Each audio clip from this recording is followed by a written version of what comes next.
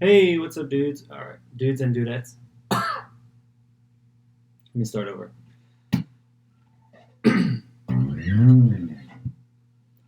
What's up, everybody? All right, this is lesson one of bass and transferable over to guitar as well.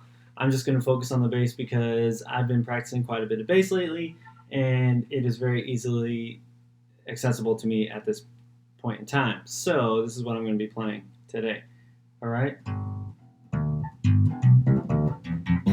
Okay, so what I want to show you is something that I learned from a bass teacher online that puts out some videos. He's got some really great ideas.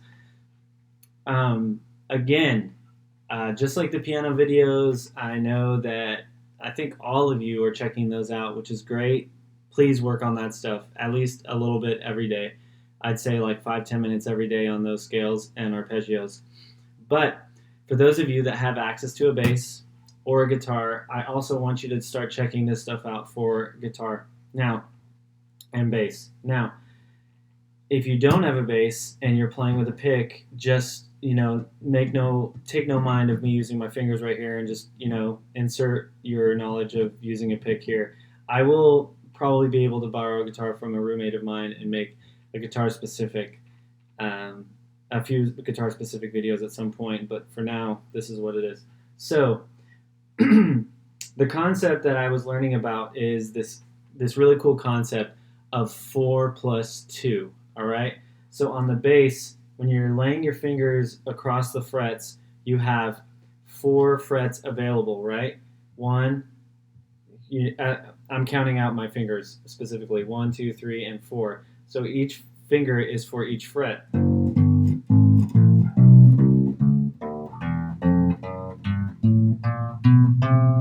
And the concept of 4+2 is that we have those 4 frets, and we don't want to change positions too much, especially when it comes to still like getting used to the facility of the instrument.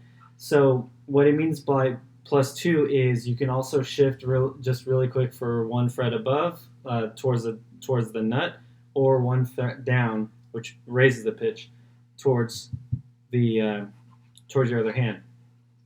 And just know, I know it's kind of confusing, but when I say up, I mean up this way and down this way, even though in my mind it's weird to say that, because to me the pitch is going down if I'm going up, if I'm moving this way, and it's going up if I'm moving this way. So I don't know which one is easier for you guys. Actually, maybe if you can get back to me on that, that'd be great, just so I'd know for my personal arrangement, so I would know what to do.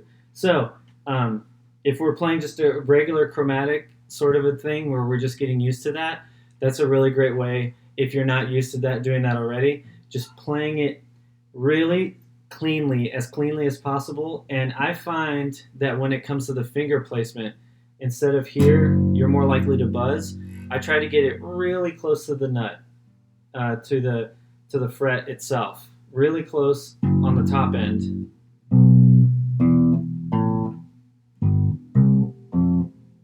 Hopefully you can see that. So instead of going here or up here, I'm going to go really close to the fret end of it right there. So just doing a really quick little chromatic warm-up is a really great way to get started.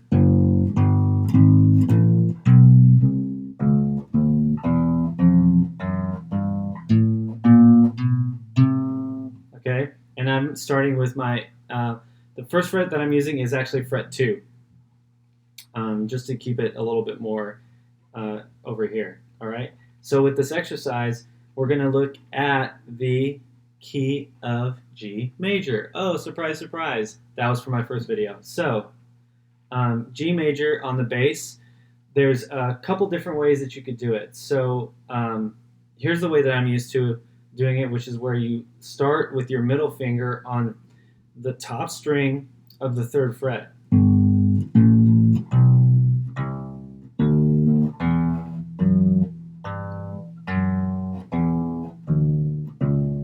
Oops, my bad.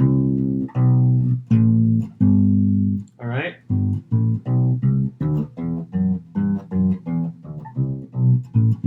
So keep that in mind. Again, anything that I go over on this for the bass here is applicable to guitar as well, 6-string guitar. The only thing is that it only works on the lowest 4 strings, which actually happen to be on the top. Again, the confusion, up, top, bottom, you know. It's because when you get to the fifth and sixth strings on the guitar, it gets a little bit more confusing because it's slightly pitched differently. The intervals between these strings are the same as on the bass. So you can apply this, Sam in particular, and Gavin, I think you might want to be doing this too when you have access to a guitar, just to make sure that you can do it on both the bass and guitar. But Sam, I don't know if you have a bass at home, but if you guys can make that available, or just do it on both, it's going to be nothing but good for you. So again, 3rd fret,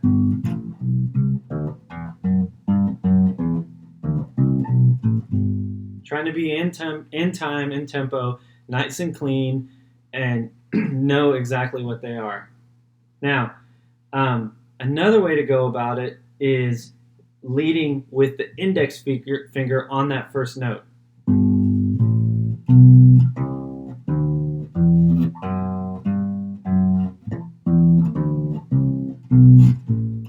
So again, we have our 4 frets are right here, 3, 4, 5, and 6. But because of the reach we're doing, we have to stretch down to this other fret here. So again, it's the 4 plus 2. 1, 2, which means you're only shifting just 1 fret in order to hit a specific note. All right. So once again, leading with the index finger here. Oh, sorry, my bad. I have wrong fingering.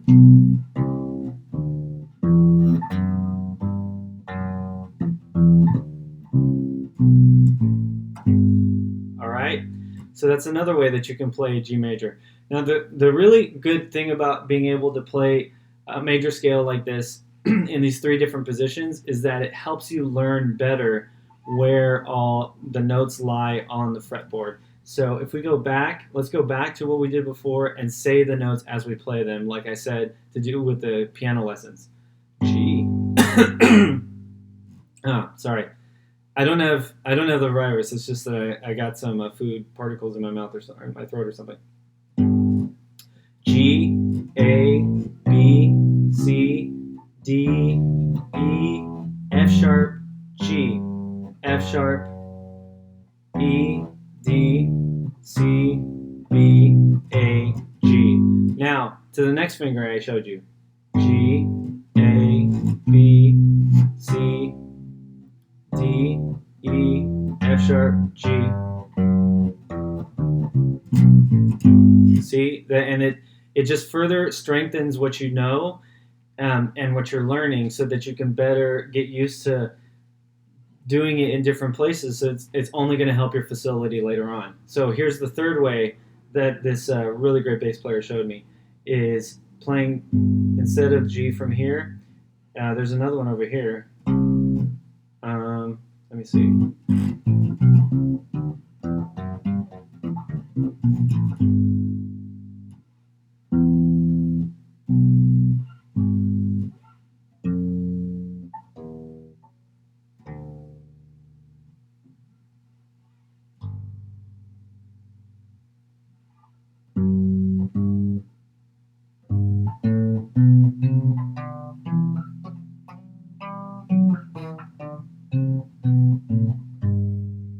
Okay, so here, again from the key of G, here's another way to go. So we're all the way over here, and what fret is that? 10, right? 1, 2, 3, 4, 5, 6, 7, 8, 9, 10. Yeah, 10, 2nd string, starting with the pinky.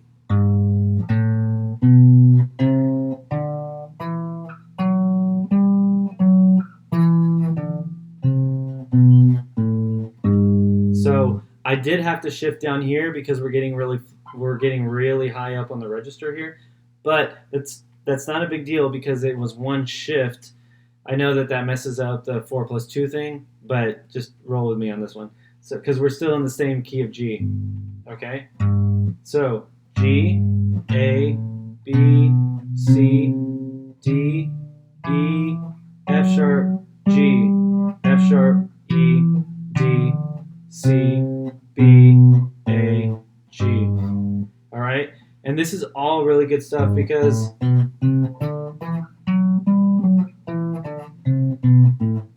you see how I'm trying really hard to stay in that position while I'm playing that major scale. So that's all going to be really great stuff for you just to get used to and start doing that. And also go ahead and feel free to experiment with doing the chromatic stuff in these other frets over here where they're a little bit closer together than over here.